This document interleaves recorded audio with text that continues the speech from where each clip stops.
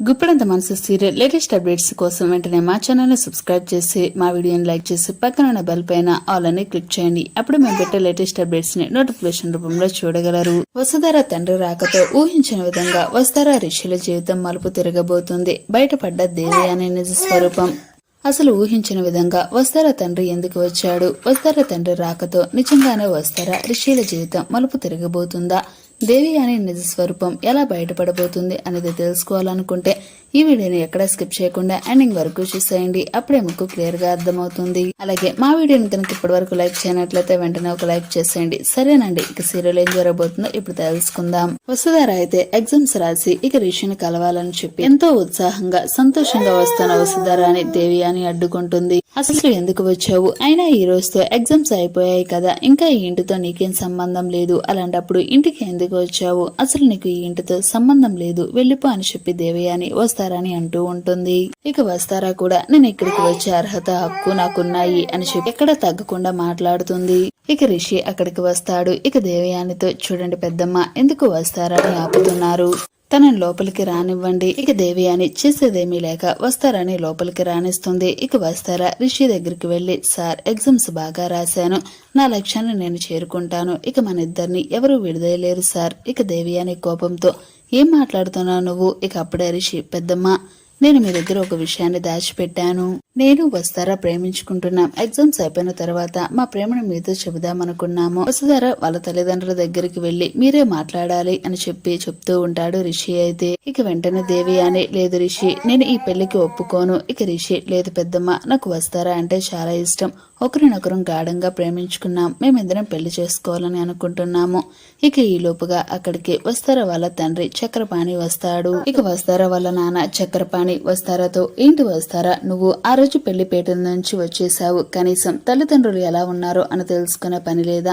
ఇప్పుడు ఎగ్జామ్స్ అయిపోయాయి, నువ్వు ఇప్పుడు నీ లక్ష్యాన్ని చేరుకున్నావు, ఇంటికి రాకుండా ఇక్కడికి ఎందుకు వచ్చావు? ఇక అని చెప్పేసి ఇక వస్తారని అక్కడి నుంచి తీసుకెళ్లబోతూ ఉంటాడు చక్రపాణి. ఇక అప్పుడు రిషి, ఆగండి, నేను వస్తారని పెళ్లి చేసుకోబోతున్నాను అని రిషి అంటాడు. ఇక అప్పుడు చక్రపాణి, వద్దు బాబు, మీరు చాలా పెద్దవాళ్ళు, మీతో మేము తోగము అని చెప్పేసి అంటూ ఉంటే ఇక రిషి మాట్లాడే ప్రయత్నం చేస్తుంటే ఇక చక్రపాణి వస్తారని తీసుకెళ్లిపోతూ ఉంటాడు. ఇక వస్తారా రిషి సార్ అని చెప్పి అరుస్తూ ఉంటుంది. ఇక దేవయాని వస్తారా వైపు చూసి నవ్వుతూ ఉంటుంది. ఇక అప్పుడు వస్తారకి అర్థమైపోతుంది ఇదంతా దేవయాని మేడమే చేశారు అని చెప్పేసి. ఇక మరోపక్క రిషి అయితే బాధపడుతూ ఉంటాడు. వస్తారా వెళ్లిపోయిందని చాలా దిగులుగా ఉంటూ ఉంటాడు. ఇక అలా రోజులు గడుస్తూ ఉంటాయి. ఒక రోజు రిషికి ఫోన్ వస్తుంది. వస్తారా వాళ్ళ అక్క మాధవి ఫోన్ చేస్తుంది.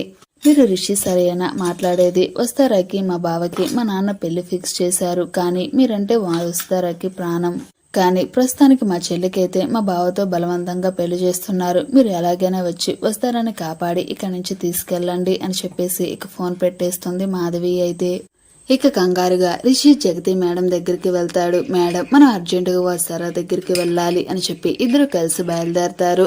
ఇక రిషితో చక్రపాణి, మీరెందుకు వచ్చారు ఇక్కడికి? నేను మా అమ్మాయిని తీసుకొచ్చేసాను కదా అని అంటే, మీతో నేను చెప్పాను కదా నేను వస్తారా ప్రేమించుకున్నాము, మేము పెళ్లి చేసుకుంటామని అంటే, మీరేమో ఇప్పుడు ఇలా మాట్లాడుతున్నారు.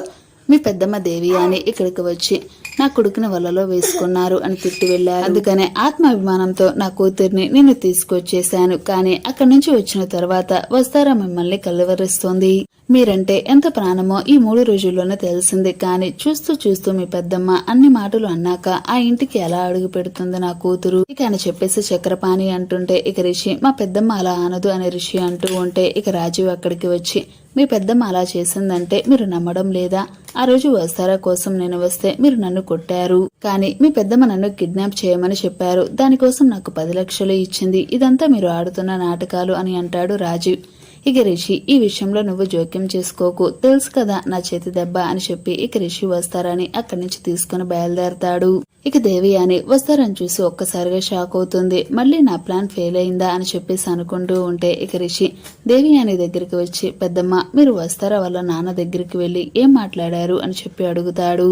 ఇన్ని రోజుల నుంచి కూడా మీకు నా మీద ఉన్న ప్రేమతో నేను మిమ్మల్ని ఏమీ అనలేదు, కానీ మీరెంత స్వార్థపరురాలా నాకు తెలియదు ఇక అని చెప్పి రిషి దేవయాని నిలదీస్తాడు.